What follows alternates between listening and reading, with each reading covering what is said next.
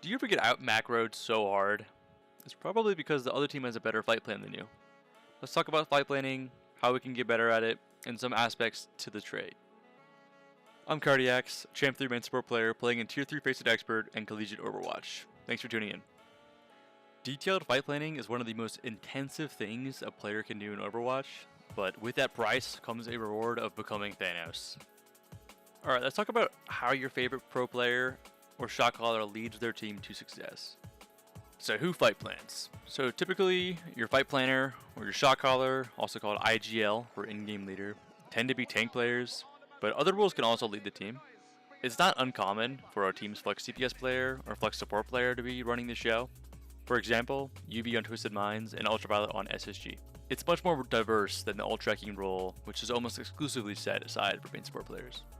Alright, so what is fight planning? Fight planning, at least in the competitive Overwatch scene, so Faceit, OWCS, or tournament play, is the process of using absorbed information to create a concise but effective plan for how your team and you will play out the next engagement. There are a lot of moving pieces that factor into an IGL's fight plan. There's the ult track, there's the number of players, win condition, objective status, the amount of time left. To make this more palatable, let's take it one step at a time.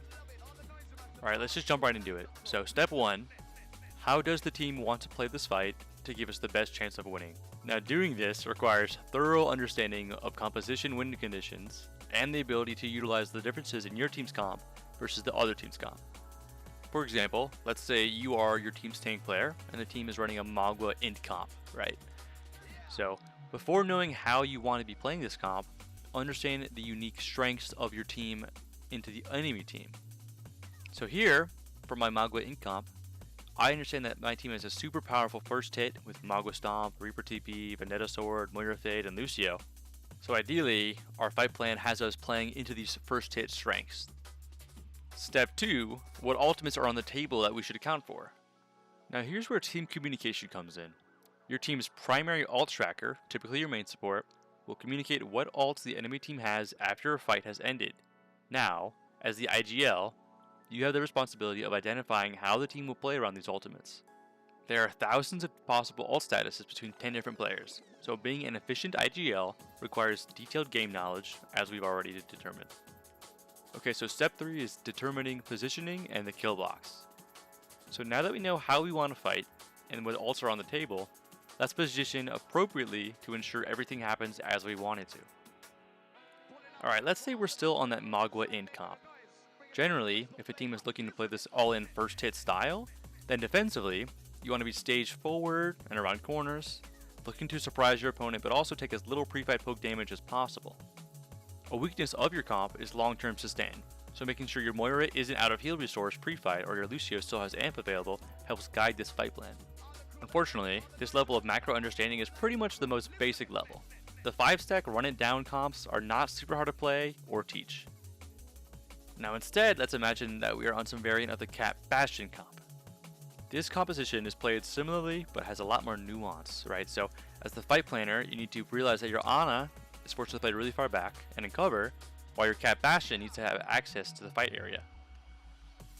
Let's put a kill box here.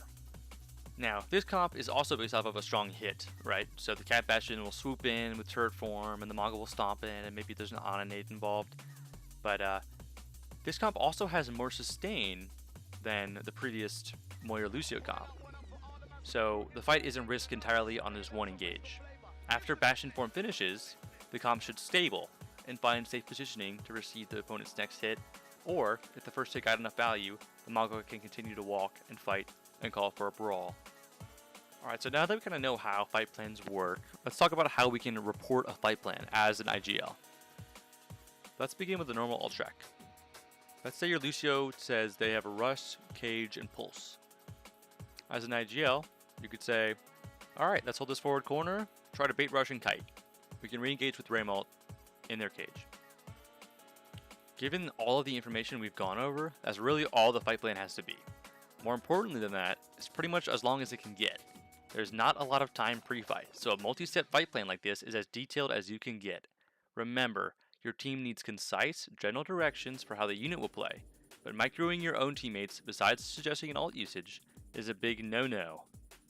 There's a certain level of trust required in your team in order to effectively IGL. Hence why these rules are most effective in a competitive environment, not so much in ranked or quick play.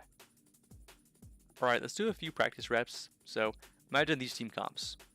How does your team want to play into the enemy? Now let's find the biggest differences in effective playstyle. Some things that stick out initially is blue team's ability to deal out consistent damage from range. Sigma, Pharah, Ashe, Mercy, Ana can deal consistent poke damage much more effectively than red team's comp. So fight plan should involve developing angles, forcing out enemies to gain control of the map. Flux can be used to force beat or ram ult, but generally the ults for this comp are weaker than red team's ults. So, on first point Rialto, how might you approach this corner? There's no 100% correct answer, but some form of Pharah or Ashe angling with pressure, as well as with a core group playing safely, leans into the strengths of this comp into their comp. So the fight plan can really just be, let's get a Pharah angle on the left side of the map and force out ram. Now, let's mix it up. Imagine you are now IGLing for red team. How might you want to play into these Pharah Mercy one-trick bums?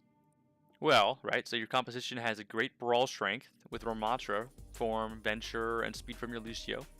Also, you have much stronger ultimates with Rush, Beat, Overclock, and even Tectonic Shock.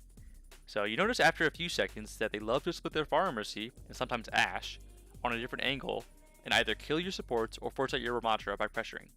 What can you do? The longer the fight, the more opportunities the enemy has to pick off a squishy from your team.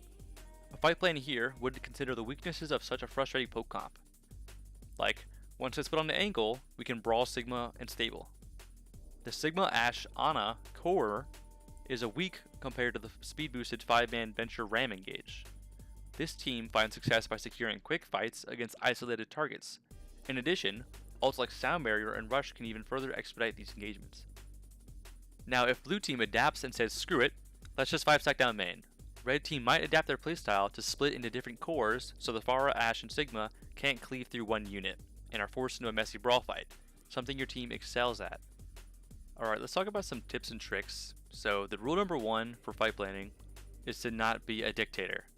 Trust between you and your teammates is not optional. You must trust them to make the best micro decisions given your macro outline. Tip number 2, lean on your teammates. If you're a tank IGL, you probably aren't as aware of as your hit scan is for the best space they want to use their ultimate. Or maybe your main support realizes that you have a faster beat and wants to instead engage with beat rather than waiting to beat second. Being a strong IGL is taking these moments with stride and smoothly flowing from plan to plan, keeping into consideration your teammates' intentions and how they might want to play out the fight. You might think that you have perfect vision and know exactly how everyone should play, but being flexible will prevent you from sticking to the original plan and running it down. Rule number 3, be concise. Too much detail equals no information. There's way too much going on in Overwatch and too many variables that fight planning more than 2 steps ahead, and honestly really just 1 step, is poor practice. So going 1 step at a time, 1 hit at a time, is much more fluid and keeps everyone alert. Alright, so how can we get started? As I mentioned before, this skill is best utilized in a competitive team environment, and is extremely tricky to master through just ranked and quick play alone. But, if you're brand new, begin by just thinking of what you want to do for a fight. Consider what ults your team has and how they might want to use them. Now, in a ranked and ranked game, they probably won't use it when you think they will, but beginning with what you want to do for the fight is the first step. From there, as you play, consider the overall strengths and weaknesses of the comps at play. Developing the intuition of understanding which comp does which action, brawl, poke, or dive, better, will prepare you for the final boss, which is rapidly taking in information, processing it, creating a plan, and communicating that plan at the same time as positioning, moving, and aiming. This is why it's hard. If you want to be the next UB or Zeb or UV, this is what it'll take. But yeah, that's pretty much it. So thanks for watching. Now, use this information to blossom into the mother goose for your team. If you want to learn more about ult tracking and the main sports comm rules, check out my last video. Let me know if you want more educational content, and keep your ears peeled for a new video talking about how to join Faceit and join the competitive Overwatch community. And a special shout out to January, my tank teammate, for helping me out with the video. You can follow me on Twitch at CardiaxOW, where I'll be streaming full games with comms enabled. See y'all in the next one. Bye-bye.